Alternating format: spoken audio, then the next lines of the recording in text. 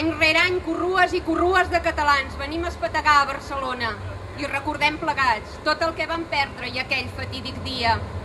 L'arrogància castellana va esfondrar els nostres baluards, arrabassant-nos l'honor i la vida. A l'encems que ens eixugaven la sang, feien miques les nostres llibertats i trinxaven el somni sagrat dels nostres ancestres. Han passat més de 300 anys sense que haguem pogut corregir aquella derrota, sense que haguem pogut redreçar el nostre destí, restituir la dignitat i l'honor de Catalunya.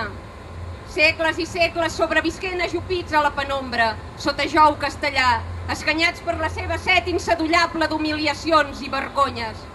Durant segles ens hem agenollat davant les seves pretensions, hem assumit capcots el preu dels seus afanys, hem vist com es marcia la singularitat del nostre poble, com se n'escolaven el tarannà, el caràcter i la llengua. Hem parat la mà per recollir les engrunes que la seva insolència els permetia de tensar-nos, i ho hem fet per sobreviure. Continuar respirant davant una situació tan greu era certament una proesa a l'abast de poques nacions. Però Catalunya no és una nació qualsevol, és la que els nostres avantpassats van forjar, la que hem rebut en herència, malmesa i hipotecada, sí, però nostra. Cap estranger, cap derrota, cap exèrcit, cap república, cap dictadura, cap monarquia, cap constitució pot llevar-nos la terra de qui hem pres el nom. I sí, poden sotmetre'ns, perseguir-nos, tombar-nos, fa segles que ho demostren, però no poden arrencar de dins nostre la nacionalitat que durant segles els ha astorat i ofès. Amb els seus canons i amb els seus decrets ens han vessat la sang i esclavat el cor, però no han pogut eixugar-nos la catalanitat. Han tingut 300 anys de marge i han set incapaços de fer-nos castellans.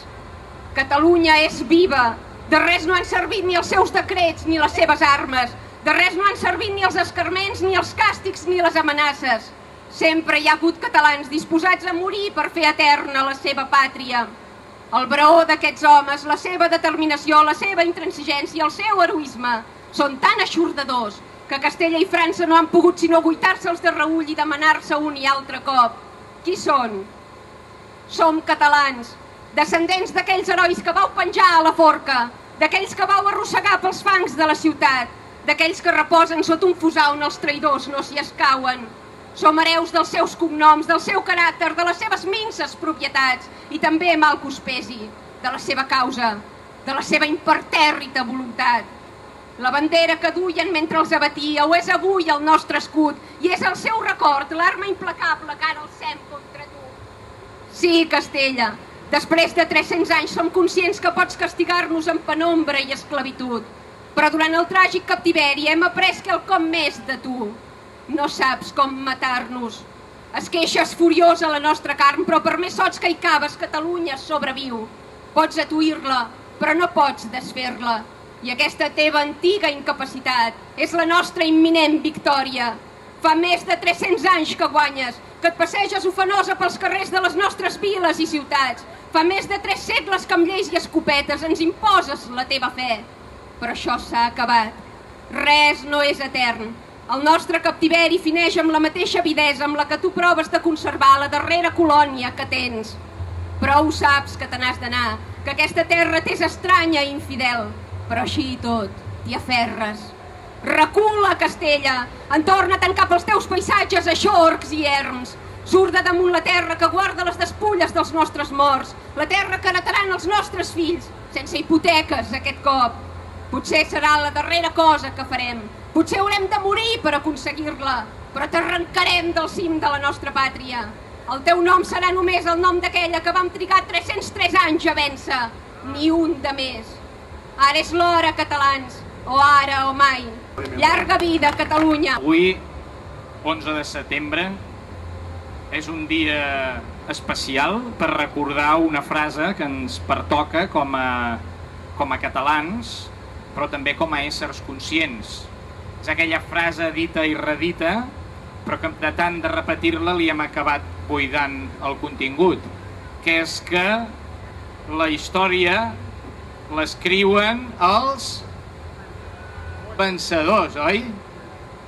És curiós que avui, que celebrem una derrota, o la derrota nacional catalana, o celebrem, potser no és la millor manera de dir-ho, no? Però que commemorem i ho fem venir bé doncs, per celebrar que encara som en peu de guerra, que encara estem a punt de recobrar la llibertat, hem de tenir present que allò va significar l'ensulsiada de la nació catalana en tots els aspectes.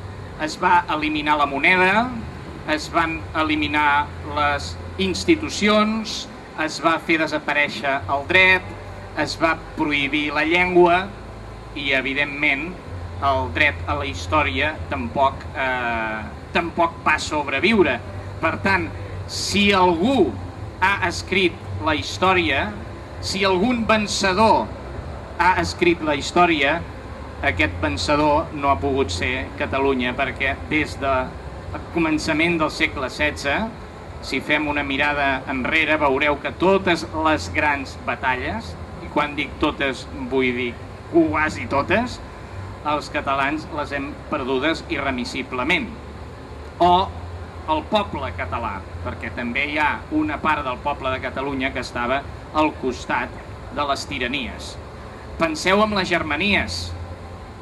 És una batalla de la burgesia catalana, dels menestrals i del poble treballador, que se supleven contra els nobles i la monarquia, primer catalana i després hispànica, o catalana i hispànica en alguns moments, i es perd el 1640 la revolta dels segadors. Algú diu que vam acabar amb empat tècnic, alguns altres celebren la victòria dels segadors perquè van venir i van revolucionar el país, però sí que és veritat que la història s'acaba un altre cop sota la monarquia espanyola, després d'una breu anada a la monarquia francesa i amb l'amputació del país. O sigui, si és un empat tècnic, és un empat tècnic molt perillós, que els catalans del moment no el van tenir en consideració i van continuar lluitant fins que es va desencadenar el 1714, l'última d'aquestes derrotes que us deia. Però no s'acaba aquí, perquè sembla que al segle XIX, que està molt mal estudiat, també hi van haver 3 guerres carlines. 3 guerres carlines, no una ni dues, 3. El carlisme nosaltres el veiem com un factor, una rèmora tradicionalista, de dretes, de gent amb boina i barretina. És alguna cosa més que això. Penseu que els carlins tenien un ideal que era Déu, pàtria i furs. A veure, en una Catalunya secular o atea o gens religiosa, el terme Déu el podríem dir que no té unes grans connotacions, però si anem als altres 2 punts, pàtria i furs, a mi em recorda una cosa molt semblant a la que estem reivindicant ara. Un país per nosaltres amb una Constitució pròpia. Nosaltres en podem dir Constitució, en aquell moment en deien furs. Per tant, la història que ens han vengut del carlisme també evidencia que no ha estat ben explicada del tot. I finalment, l'última guerra, que molts de vosaltres segurament o alguns la vau viure directament i d'altres pels vostres pares i parents propers, és la guerra d'Espanya, la guerra dita també guerra franquista, i a mi no m'agrada dir-ne guerra civil perquè la guerra civil catalana és una altra al segle XV i allò va ser com la continuació del 1714, per tant de victòria res.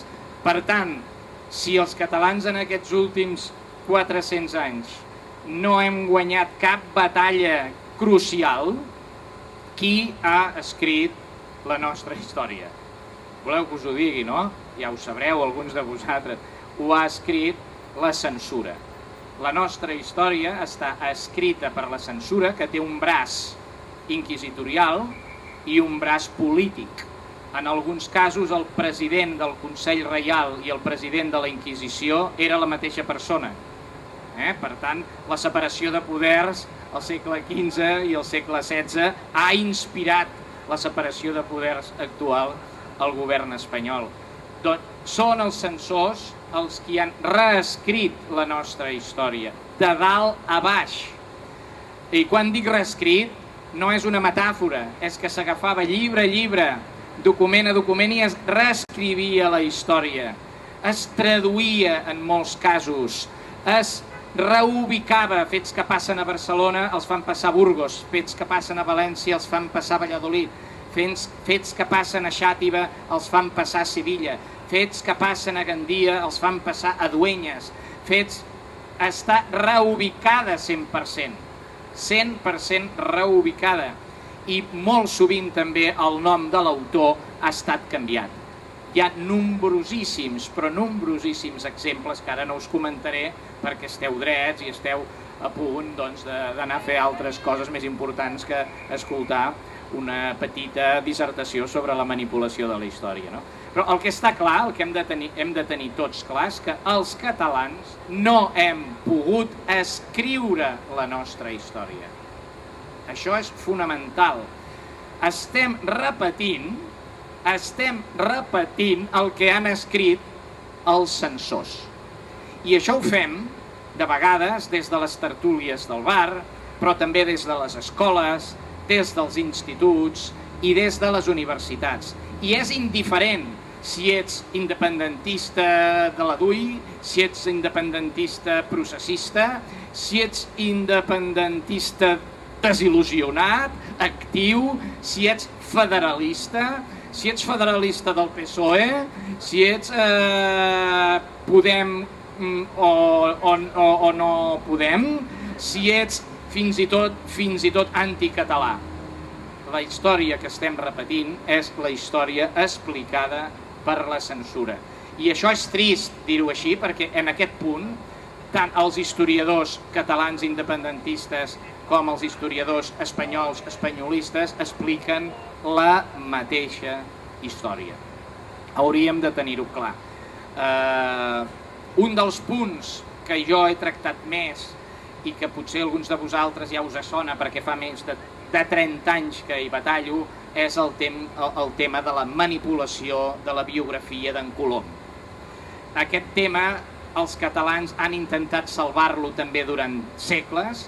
Ens agradi també més o menys el que va passar després a Amèrica, que aquest és un tema que n'hauríem de parlar en debats ètics o en debats morals o en debats d'una altra mena, però no estrictament els dels fets, els de recuperar i explicar els fets. Doncs, indistintament de la nostra opinió sobre el que va fer en Colom a Amèrica, nosaltres defensem, des de l'Institut Nova Història i jo defensem que en Colom era un català de Barcelona i pel fet que ell i els navegants i els militars, però també els religiosos que defensaven els indígenes i aprenien les seves llengües i defensaven per la seva dignitat i fins i tot en alguns casos perquè es poguessin autogovernar, tot això, absolutament tot, ho interpretem des de l'òptica castellana. Durant segles això els catalans ho hem intentat explicar al món, aquests segles precisament que ja no teníem un estat al darrere, ni una veu pública. Ho han fet en llibres, en pamflets, en articles, i una cosa molt important que també és menystinguda és a través de la tradició oral, de pares a fills, de pares a nets.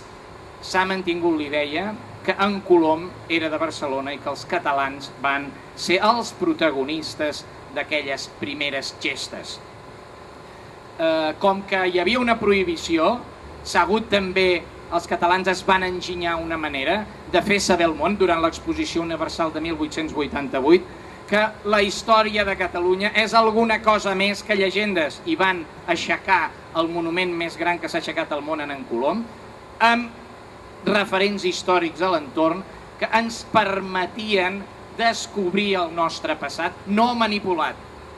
Doncs no deixa de ser paradoxal que molts catalans progressistes, i jo no en dubto, no és una ironia, perquè jo penso que la progressia de vegades no va acompanyada de prous coneixements històrics, demanen un cop sí i un altre que es tiri a terra un monument que parla de la nostra història i de la història oculta. El que van intentar fer per donar veu al país, per donar veu al món mentre era silenciada des de les càtedres, des de la premsa, des dels llibres, des de les institucions polítiques, es va intentar vehicular a través d'un monument i, curiosament, quan volem fer un gest de progressia, no demanem recuperar la història, demanem tirar a terra un monument que ens l'explica. Un altre tòpic íntimament lligat amb la distorsió de la història és que els catalans som un poble pacífic, enrotllat, cordial, pactista, comerciant i creatiu, i que els castellans són un poble de ramaders i militars. No, els almogàvers no eren pintors ni arquitectes. Els qui conquereixen Nàpols al segle XV tampoc ho fan llegint poemes. La conquesta de València no es fa llegint obres literàries, ni la conquesta de Mallorca ni la conquesta de Granada. Els catalans som un poble militar, o vam ser, millor dit, un poble militar. Hem après de la nostra història. Jo quan miro endarrere i veig aquelles gestes militars, hi ha un punt d'orgull, hi ha un punt de vanitat, hi ha un punt de superioritat de la que vulgueu, però també hi ha una gran dosi de reflexió, de saber si a través de conquerir amb les armes això ens aporta avui dia alguna cosa. Els continuadors, doncs, d'aquell imperi català és l'imperi espanyol, no l'imperi castellà. I l'imperi espanyol és l'imperi català més Castella. Això també hauríem de tenir present quan parlem de Castella, Catalunya i Espanya, perquè els ibers eren hispànics, els pobles ibèrics eren hispànics, però hispànics podrem treure l'eufemisme i dir que eren espanyols. Els ibèrics eren espanyols, clar, perquè vivien a Hispània, i els habitants d'Hispània eren hispànics o espanyols. El que no eren del PP o del PSOE. No hem de confondre la geografia amb la ideologia. Això als catalans també ens ha fet molt de mal, perquè quan parlem dels papes espanyols de Roma, no parlem dels papes castellans.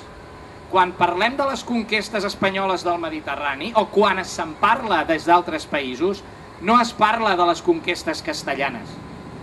Quan trobem que la llengua espanyola es va difondre per mitja Europa, no parlem de la llengua castellana. I això també ho hem de saber assumir. Encara que avui dia vulguem deixar de ser espanyols, això no vol dir que durant la nostra història hàgim sigut, durant segles, hispans, ibers, o, per dir-ho amb una paraula poc afortunada avui dia, espanyols. Ho hem de saber entendre, perquè si no ens perdem més de la meitat de la nostra història en què els hispànics no castellans tenen art, literatura, llengua, política, religió, gestes militars arreu del món, i pel sol fet que nosaltres no les acceptem com a espanyoles, els castellans sí que les accepten com a castellanes. Per tant, és un altre terme a tenir en compte en els debats que ha estat distorsionat també per tants segles de censura. Una altra paraula que també em va cridar molt l'atenció quan ens enfoquem a Catalunya és l'autonomisme. Hem acabat confonent l'autonomisme amb una mena d'encaix a dintre Espanya. Però ara que veig la família, deixeu-me que us digui ja que en Fèlix Cucurull també defensava que l'autonomia no era claudicació. L'autonomia era una mena de reivindicació política que partia de reivindicacions de segles anteriors en què els catalans volíem un estat autònom.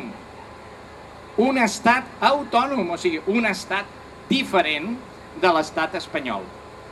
Aquest estat autònom, al final, va acabar sent, ens va acabar fent fer al·lèrgia a l'estat, i hem acabat aplicant només la paraula d'estat autònom a autonomia, i aquest és un altre perill, també. Hauríem de saber, també, que fa tot just 8 anys, Convergència i Unió i el PP anaven de bracet al Parlament, que Esquerra i el PSOE anaven de bracet al Parlament, i també que la CUP estava en contra de participar en la política nacional perquè veia el Parlament, ens deien que el Parlament era un espai d'espanyolització de la política catalana. I no es movien d'aquest enrocament i deien val més estar dins d'Espanya en una Espanya d'esquerres que en una Catalunya lliure de capitalistes i burgesos. Tots això ho recordareu fins que a Arenys de Munt van passar coses. Amb tot això que us he dit, vaig fer una reflexió que vaig transmetre també a la gent dels moviments independentistes d'Arenys de Munt, és que la història no són només coneixements, la història no són només dades. La indignació ha de servir per alguna cosa més que per estar indignats, per allò del català emprenyat, us dic, no? Els coneixements han de servir d'alguna cosa més que per esterilitzar l'acció. Nosaltres, Arenys de Munt, vam utilitzar tots aquests coneixements cap a l'audàcia, els vam vehicular cap a l'audàcia i cap a l'acció. I vam intentar transformar la realitat a través d'un simple gest simbòlic, que és posar una papereta a dintre d'una urna. Però no una papereta que parlés de l'enllumenat públic, no una papereta que parlés de les caques de gos, sinó una papereta que parlés d'independència, sense tabús, sense pors, sense restrenyiments mentals, sense covardia. Havíem de vehicular un gest que exorcitzés la por i l'absurd de la nació catalana, i em sembla que ho vam aconseguir, perquè a partir d'aquell moment tothom va veure què havíem de fer per fer fora la por, per treure'ns els bolquers del cap, per posar-nos dempeus, per descomplexar-nos i per començar-nos a organitzar, no purament en el pla intel·lectual, no només en el pla físic, en el pla emotiu, sinó en el pla material, transformant tot el que sabíem en accions.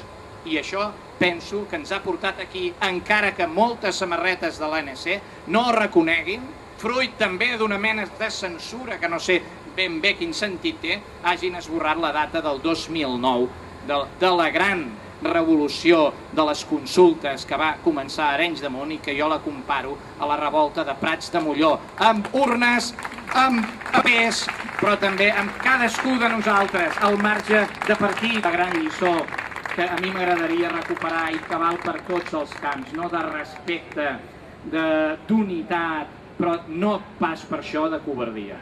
Nosaltres fem la història, sense nosaltres hi hauria geologia, hi hauria oceanologia, però no hi hauria història, perquè la història és el discurs que nosaltres creem sobre les nostres gestes, sobre els nostres fets, sobre les nostres accions.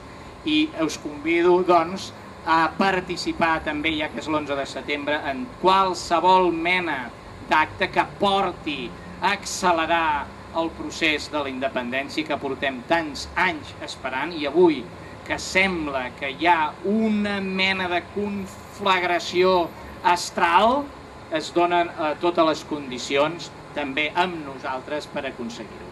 Moltes gràcies i visca Catalunya lliure! Amb un homenatge a l'Albert Barrera allà al Posat de les Moreres, voldria que fos un d'aquests catalans, ell, que si un dia es mora, que no està escrit a cap bíblia que s'hagi de morir, que provin d'enterrar-lo al Posat de les Moreres i veurà que d'allà no el fa fora ningú. Allà hi han enterrats els no traïdors. Hem d'actuar tots perquè si un dia ens enterrem allà no es facin fora aquella gent que hi ha allà dintre enterrada. I sense saber qui hi havia allà assentat davant meu, no ho sabia, l'expresident de la Generalitat, Jordi Pujol, els hi vaig fer un crit que ara repeteixo. Som un poble d'esclaus! Som un poble d'esclaus, amb cadenes. Alguns amb cadenes d'or, però cadenes. I això ho vaig dir allà, al Posat de les Moreres, i ho repeteixo aquí. Amb cadenes, tots. Uns no volen admetre-ho, dissimulen, es creuen que viure més o menys bé els eximeix de ser uns esclaus. Som uns esclaus, des del director de la Caixa fins l'últim català més modest. I esteu d'acord? Sí. Ara us acabarà de convèncer el nostre estimat Jordi Fornes.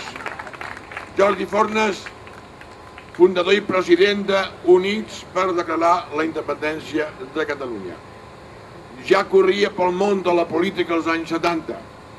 Durant la transició va ser secretari general de l'Escherc, en temps que aquell partit no tenia res a veure amb el d'ara.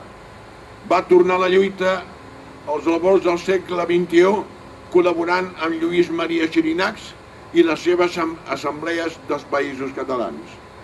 Es va donar a conèixer ja com a batlle de Gallifa pel famós episodi de la bandera espanyola en miniatura, cas únic al món.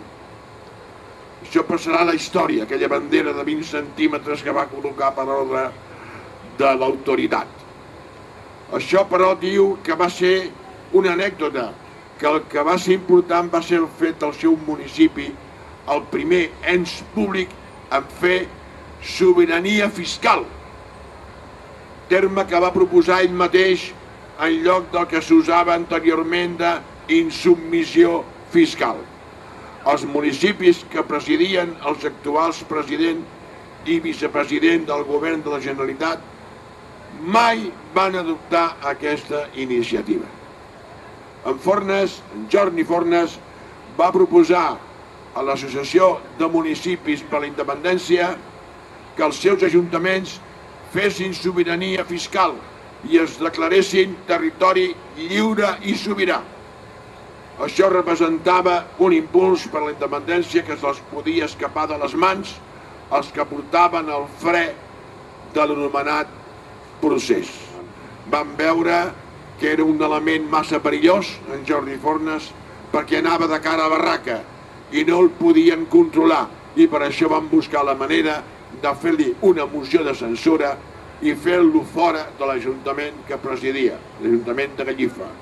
En va sortir d'allà aclamat pels seus seguidors, com en el cas d'en Jordi Bilbeny, mentre aquí l'ignoren mitjans internacionals de prestigi com Wall Street Journal i The Guardian i altres li fan entrevistes, si cal, a domicili.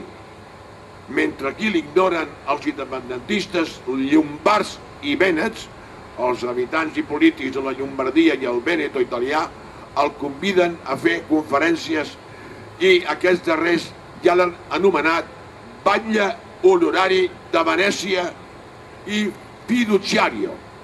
Fiducia, ja sabeu què vol dir en italià, confiança. Ambaixador de la Sereníssima República de Venècia a Catalunya. Repeteixo, ambaixador de la Sereníssima República de Venècia a Catalunya. Ell, en Jordi Fornes, queda amb vosaltres. Som aquí per recordar l'agressió que varen patir els nostres avantpassats ara fa 303 anys. Forces molt superiors havien foradat la muralla, però els defensors que resistien al setge després d'una llarga guerra atacaven l'enemic que volia entrar a la ciutat com si fos el primer dia de la lluita. Fa 3 segles, els catalans van donar una lliçó al món de com es defensen les llibertats nacionals.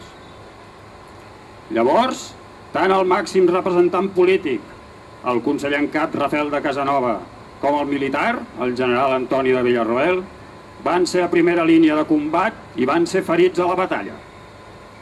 Aquesta demostració de coratge, fixada en el temps, deixa en evidència el comportament dels que ara han de recuperar les nostres llibertats, perquè fugen de la responsabilitat de declarar la independència, tal com s'havien compromès al programa amb el que es van presentar a les eleccions. En lloc d'això, volen fer un altre referèndum, i el president ha manifestat que si guanya el no, convocarà eleccions autonòmiques. Quin pes que es traurà de sobre. Però com que tot fa preveure una victòria clara del sí, diu que implementarà el resultat i farà una transició breu pactada i negociada. Implementar el resultat? Això què vol dir? Ni davant d'un repte d'aquesta magnitud és capaç de parlar clar, però s'entén amb el que ve a continuació. Pactar una transició breu i negociada. Senyor president, L'única transició breu que es pot fer és la declaració d'independència. És tan breu que es fa en un dia, el dia de la independència. Negociar i pactar la independència, però que no ho sap, que Espanya no pacta i mai ha negociat res. Miri, senyor Puigdemont, la independència no és negociable i, per tant, ni es negocia ni es pacta, es declara.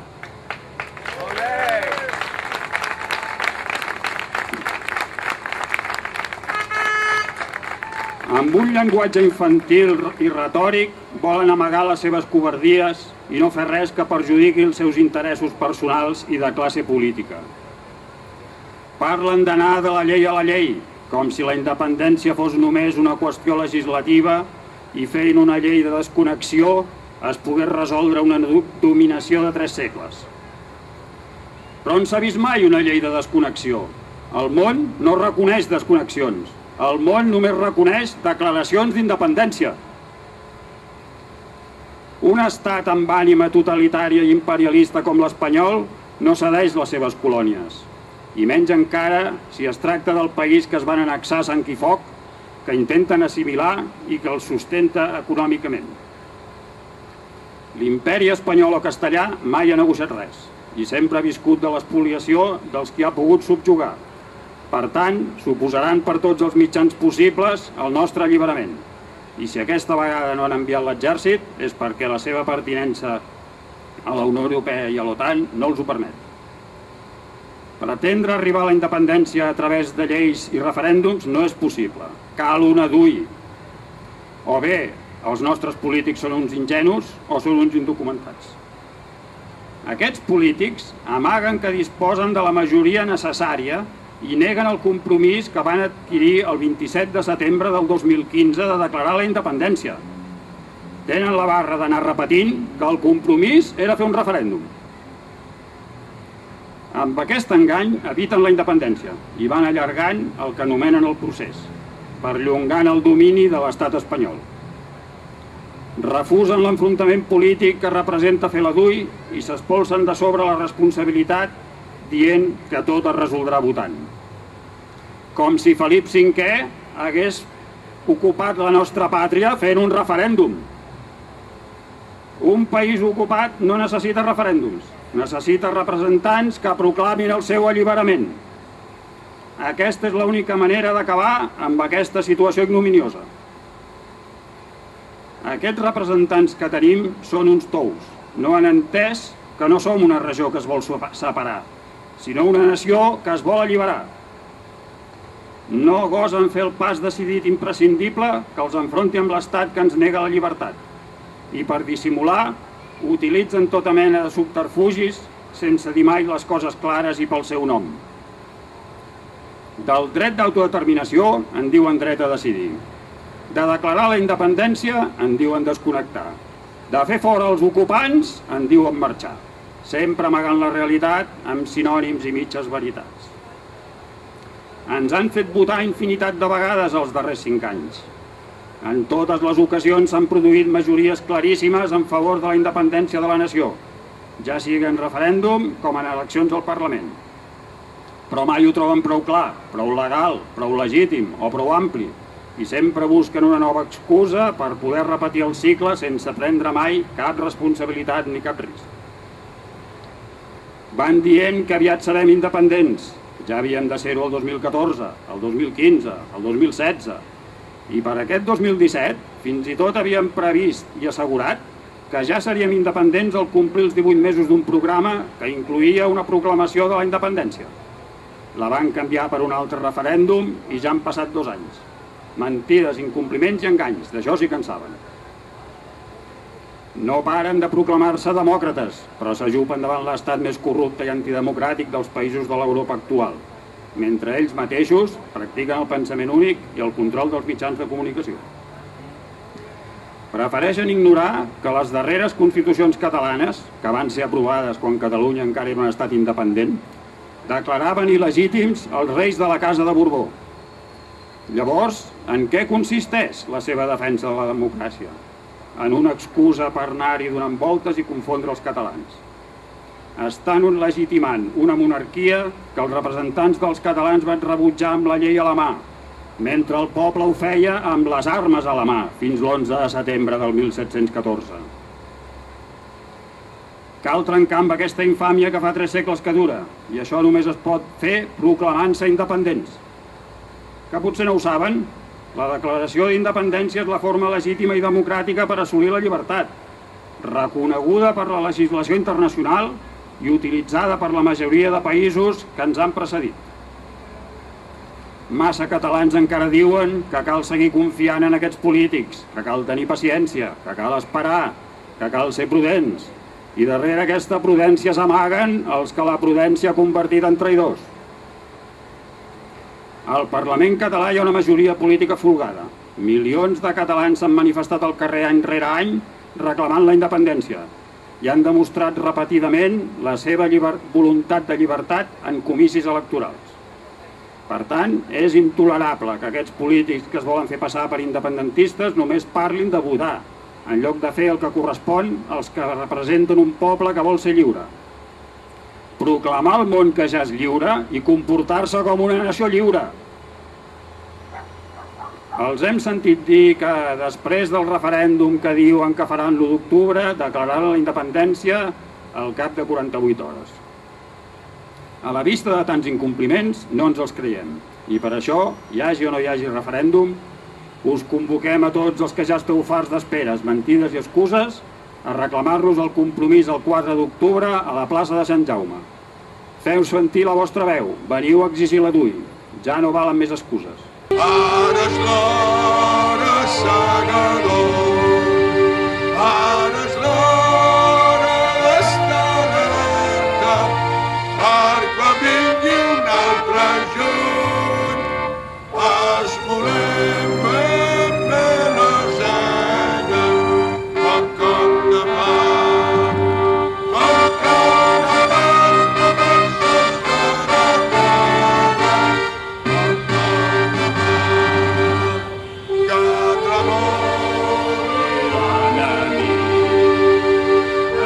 veient la nostra ensenya, com fem caure espigues d'or.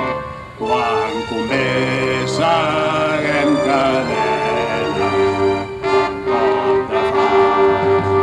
bon cop de fals, defensors de la terra. Bon cop de fals. Visca Catalunya! Sempre he tingut la confiança, porto 4 anys batallant, tinc una pàgina al Facebook i també em moc amb altres xarxes, que es diu Defensem la nostra terra lliure, es pot dir, no? Defensem la nostra terra lliure. I, bueno, sempre, fins ara he estat amb paciència i crec que encara la tindré una mica més fins a l'1 d'octubre, a la via pacífica d'un referèndum i tal com proposa el nostre president.